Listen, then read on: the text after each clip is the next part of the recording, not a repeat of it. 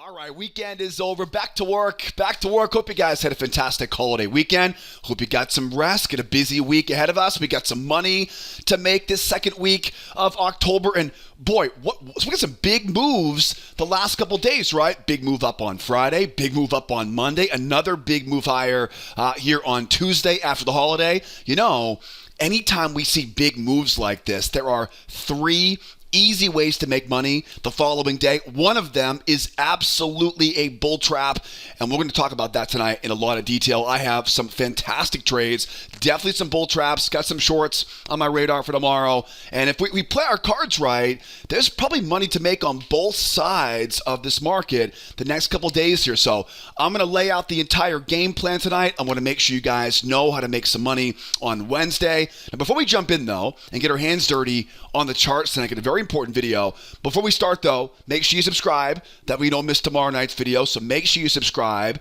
And if you like these lessons, if you enjoy these videos, do me a favor here tonight, will you? Hit that like button for me. Give me a shout out. Say hi down in the comment section below. Thank you so much for tuning in. I know the weekend always goes by so fast, but that's all right. We get some great trades we're tracking here for this week. Now, let's start first tonight, as we always do, on the 60-minute time frames. I get the Nasdaq and the triple Qs.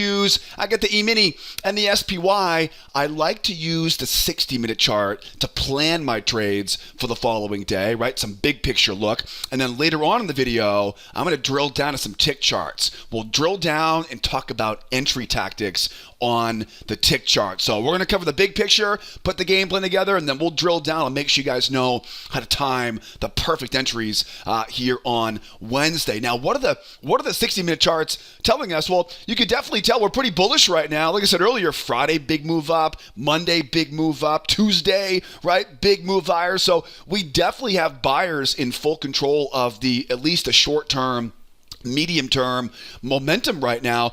But do you see in the 60-minute chart, we're sitting at some pretty hefty resistance here on both the Nasdaq and the S&P. The S&P, of course, running into a big bear channel top. The Nasdaq running into the underbelly of that pre-FOMC announcement a few weeks ago, underbelly of that prior range there. So we're definitely very bullish. We're definitely very bullish right now, no doubt about that. But big moves into overhead resistance, I think both sides of the market, if we play our cards right, can make some money on Wednesday. We definitely have some bull trap. I'm going to go into all the details here on the entry tactics to both buy and sell side here for tomorrow. But before we do that, though, let's double check our schedule for tomorrow, because there's a lot going on this week, and I want to make sure you guys know kind of what to keep in mind.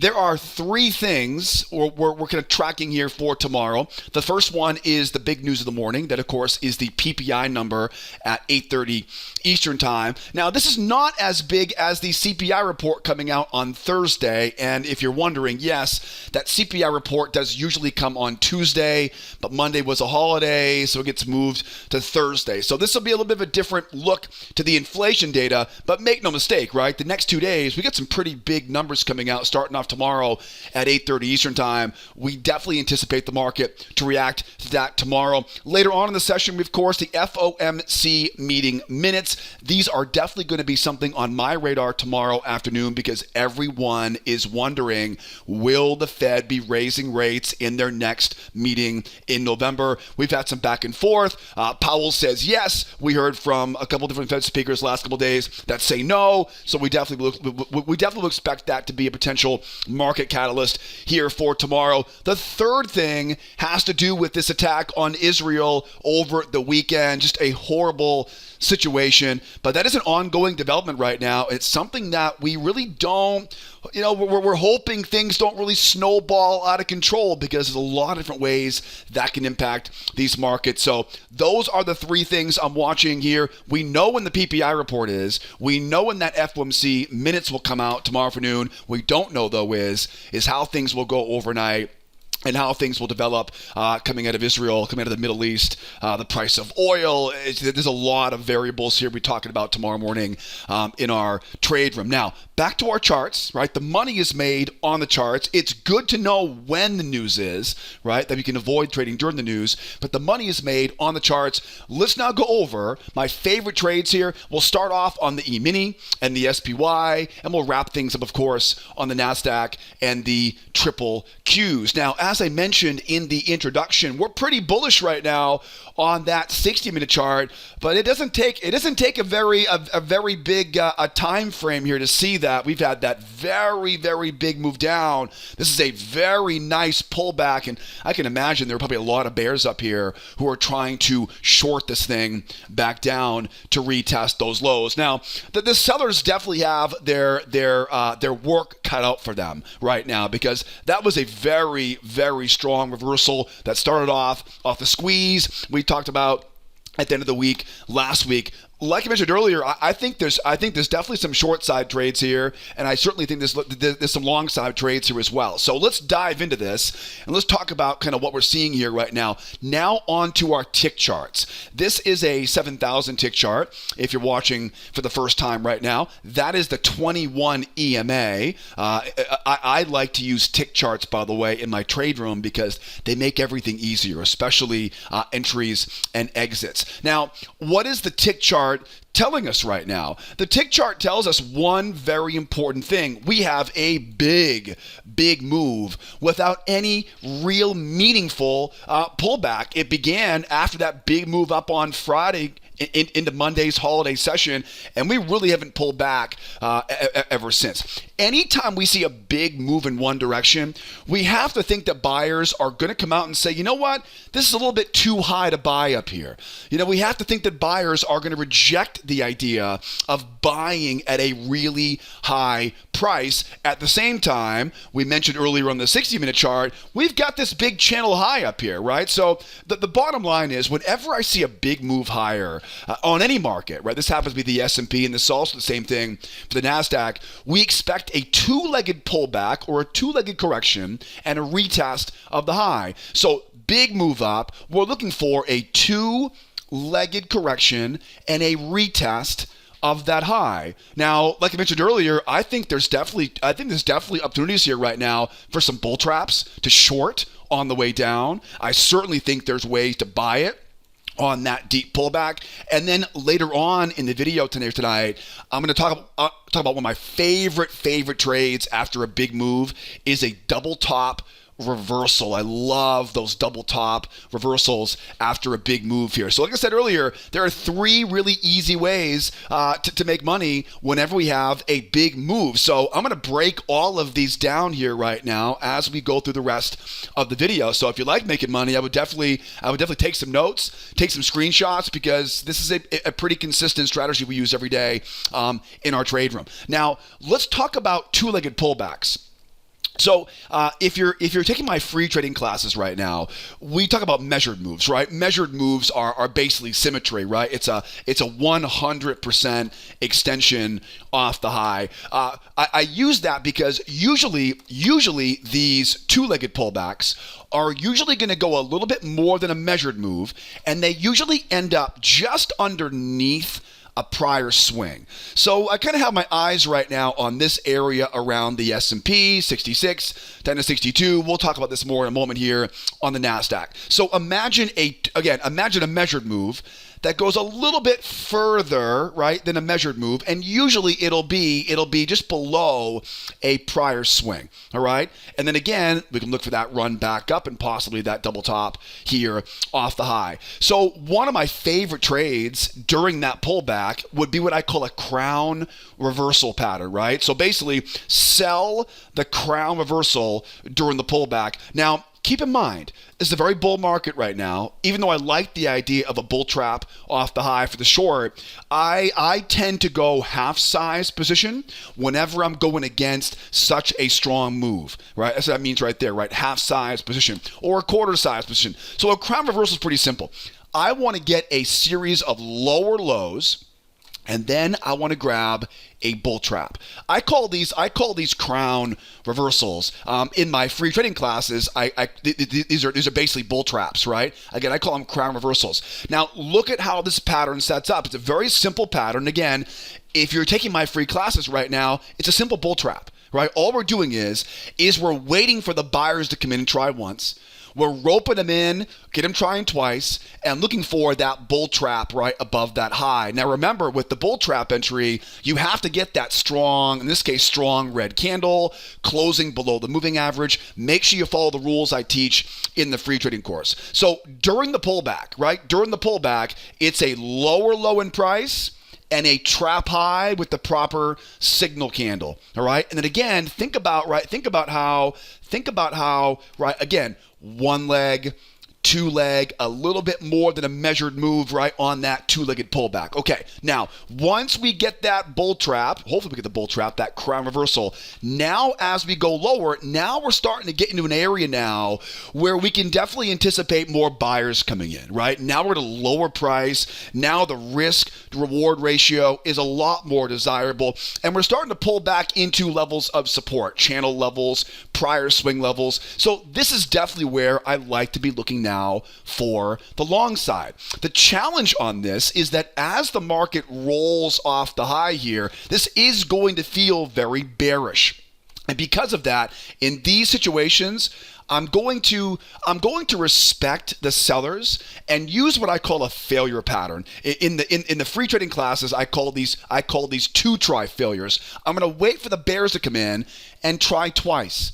Right? We talk about the two-try rule a lot in our trade room. The markets love to try things twice. Let's get the rookies, right? The rookie sellers, right? Professional sellers are going to sell nice and high, right? The rookies will come in and chase this thing going lower. When I see those bears come in and try twice, and I have a lot of examples of these, by the way, in our free trading classes, then what I'll do is I'm going to use what I call my failure into my pullback combination. Right? A failure into pullback combo. Again, trap those sellers in below the moving average, right? As it rolls over, get those bears selling low, right? Not selling high. Trap them in with a failure, right? And then as it pops up, I like to grab that first pullback. Now, just be careful with this pullback. A lot of times these bear traps down here, they'll really pop and run higher, and you'll want to use basically another bear trap to buy as low as you can before we go back and retest that high right there. All right. So again, it's a two-try failure. And then as we go higher, be aware of this. It's a very common pattern. We get that higher high in price and that bear trap, right? I call this a failure into pullback combination. It's basically a failure into a bear trap, right? In most cases. And again, we know the market wants to go, right? It wants to go back and retest this high. Now, if you're watching for the first time right now, this may be completely new to you. You may have no idea what I'm talking about.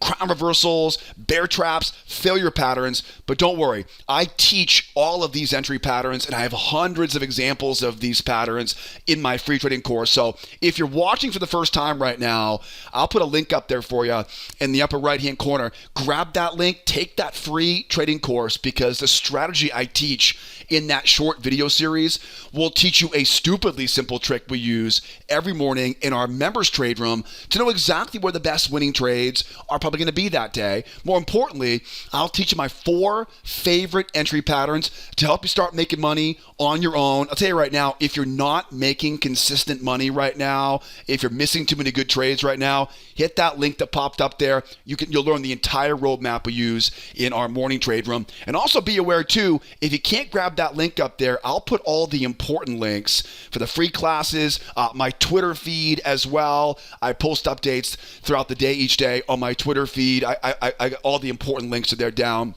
the description of the video. All right, guys? So that's kind of the sequence you're watching for in these, again, really big move, right? It's that bull trap. It's that crown reversal right off the high. It's that once it drops, now we're low and start buying now, right? A strong move like that will want to retest that high. Let's not force it though, right? We're not picking bottoms on this, right? We're waiting to get those bears roped in and then use what I call that failure into pullback combination. Again, a lot of times this turns into a failure into a bear trap, which you guys know, if you take my free classes right now, you know this is my favorite example, right? My favorite kind of variation of that back up to retest the high. Now, I want to talk about a couple more things here. So, for example, what if, how do I short the high? Really, one of my favorite trades in these situations is I love that short, right, off the high. It can be one of the most lucrative trades of the week, right, because we assume buyers are not going to want to buy too high up there. So I want to talk about two different types of shorts, right, off the high on this. We'll cover that here in a moment. And I also want to talk about, we have this we're at major resistance on the 60-minute right now. I want to talk about if this move lower ends up accelerating.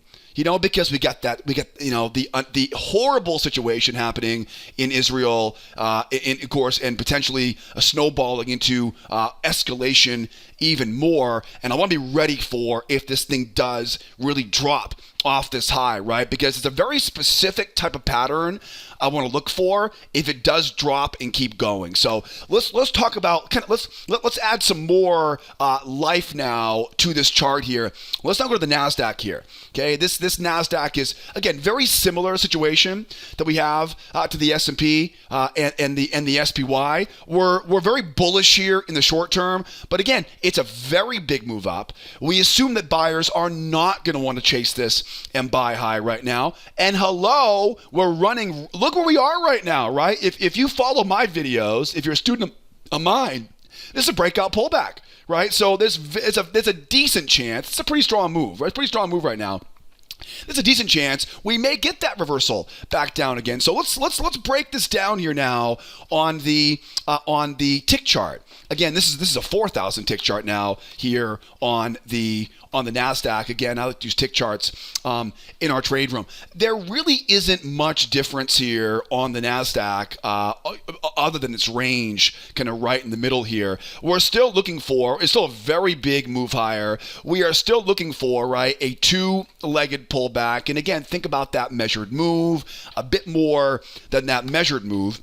And again, I still love the idea of a bull trap right up above that high. In fact, this could easily set up here on the Nasdaq here overnight. So keep that on your radar overnight and early tomorrow. Remember, to get a bull trap, you need to get that lower low, right? That lower low, just tease this thing up for that short. So I like that trade a lot. Hopefully we'll get something like that to trigger. And then again, same idea, right? Trap those bears in, 1, 2, back up and retest the high. I'm not going to bore you with the exact same stuff we talked about. One thing I do want to kind of note here though is that let's say we do get that bull trap, right? That crown reversal, and we make that run going lower. Okay, at this point now, this is what I was talking about earlier. If we start to pop and grind going lower, okay, that's the giveaway. All right. If all they do is pop down, then watch for those bears to try once, try twice, hit them right where it hurts, and buy right into stops. Right? Light those stops up, squeeze those stops for that run going higher, right? Classic failure pattern, off support, right? In a bull market, right? Nothing special there, okay? Nothing new there. However, again, if we do end up kind of popping, and I mess it up here, if we do end up going lower here, right, popping down and grinding down, that grinder is easily the giveaway. When that happens now, watch closely here. I'm going to draw a trend line off these lows. I'm going to bring that trend line up around the high and make a channel.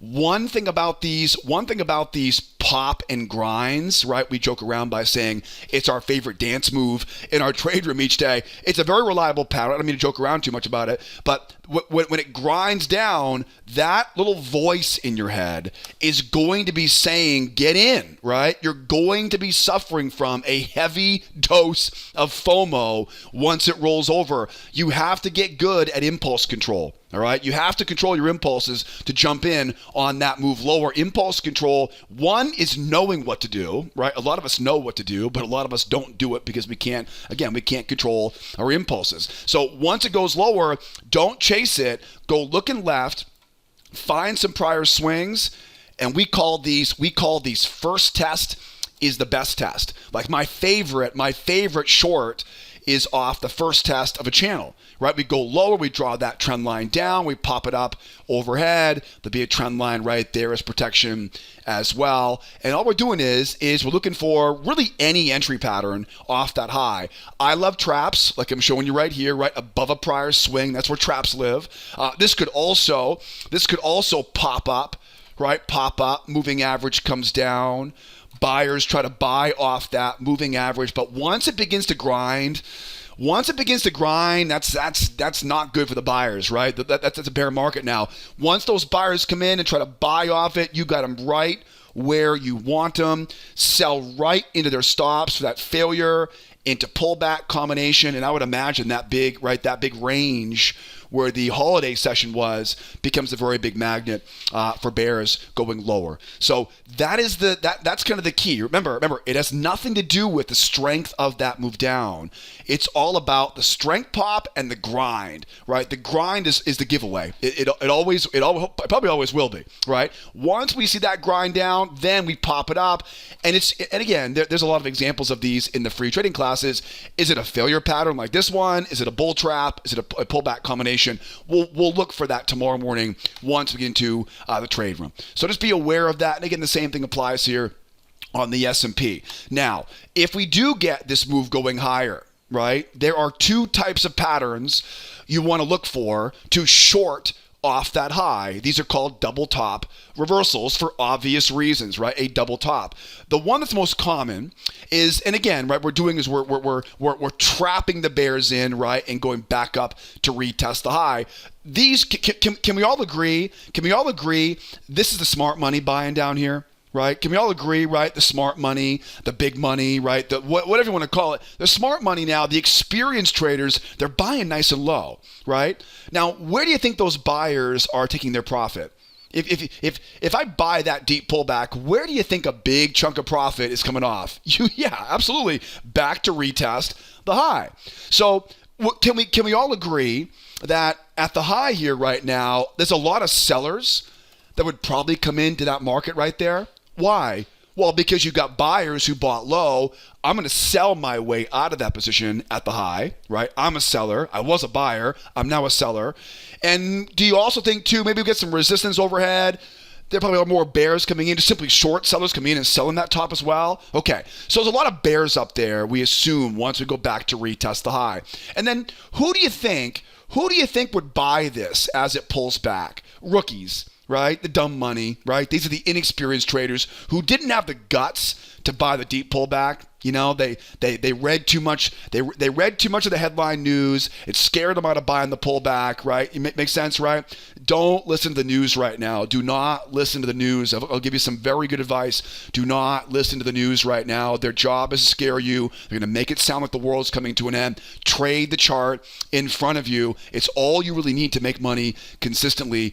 Too many people fall victim to using news as a crutch or a distraction or a way to get an answer they don't get. They simply don't know how to read a chart yet. Anyways, off my soapbox. Rookies come in. They start getting into this thing. Look for those rookies to try twice, right? It'd be a 2-try failure, like you guys are learning in the free trading course. Once those buyers try twice, bam, now you've got their stops right where you want them. Now you've got their pain. My first mentor in this business, like a gajillion years ago, he would always say, think of an area where they're in pain and look to trade right into those, into their pain points, right? So now think about this scenario. Everybody becomes a seller when this thing fails, right? Remember, the buyers who bought low, they're selling their way out. The sellers are selling high. That's what they do, right? In this area now, if the rookies get caught, okay, they become a seller as well. Everyone is a seller in these situations. Now, again, am I picking a top on this? Are we picking that top? Of course not, right? I'm not blindly selling anything or buying anything. I'm waiting to trap those, or in this case, we assume the rookies, trap the buyers in and use their stops to fuel to where? Where would the target be on this one? Back to retest that low. That's easily going to be a half off position there. Leave a runner and see if it keeps on going. All right, a double top reversal. Another very common pattern off this high would be a VTOP. Let's say we go up here, we retest the high here, and I want to get short, right? I want to trap those buyers in 1, 2, and back down again. A 2-try failure. But sometimes we don't get that. Sometimes the market will overshoot these highs, and there's so much resistance overhead. It's so overbought. There's simply nobody up there to buy it, and the market just simply rocks right back down again. In these scenarios, you have to look for what I call a VTOP reversal. Remember that pop and grind I mentioned before? It's the same basic idea. So what's going to happen is as we pull back, right? As we pull back, you're not going to get that 1, 2, that juicy failure, right? Believe me, we all want that, right? But if we don't get it, remember, we want to make sure we are ready for anything the market throws at us. If we talk about perfect scenarios, we don't get perfect every time, right? We get a lot of variations of this. So if it slices right through it and begins to grind down, okay, now we know how to trade this, right? Remember, the most important rule is tell that voice to shut up, right? Stop telling me, get in, dummy, right? I know I'm not the only person that has that voice in the back of their head, right? You're going to have a lot of FOMO on this as it rolls over. Do not jump in right now, because what happens in these situations is we oftentimes will get that new channel off the low, up around that high, it'll pop right up, and you'll get a beautiful short, in a lot of cases, right off that. Again, I call these V-tops because they go up and they V-top, right? You could also call this kind of a pop and grind, right? Like I mentioned earlier, right? Kind of pops down and grinds lower. The most important thing is we're looking for the failure off the high. We'd love to get it. If we don't, right? If we don't, and it V-tops and grinds down, my goal is stay patient, wait for that bull trap, that buyer failure, that pullback combination. Again, you guys will learn more about those entry tactics inside the free trading classes. All right, guys. So those are some variations of the trades I'm watching here for tomorrow. Now it's just a matter of getting a good night's sleep, coming back tomorrow morning. Remember, the game plan is set, but tomorrow morning we're gonna trade the stuff together in our trade room. We get together every morning, 8 o'clock Eastern time. I can't think of any better way to learn this stuff than to come out and look over my shoulder, ask a bunch of questions, kind of shadow my trading, right? Shadow what I'm doing and trade along with us. I'll put all the important links. I'll put all the free class links for sure. I'll put the membership links to Trade Room down there as well. If you're watching for the first time right now, I would recommend start with the free classes first. Learn the basic principles of how we trade in our trade room. That'll get you warmed up, and soon enough, you'll be ready to go and start trading with us every morning as a student in the morning trade room at 8 o'clock Eastern time. If you have trouble getting access, right, or have questions about brokers or data or anything for that matter, don't be afraid to call the office.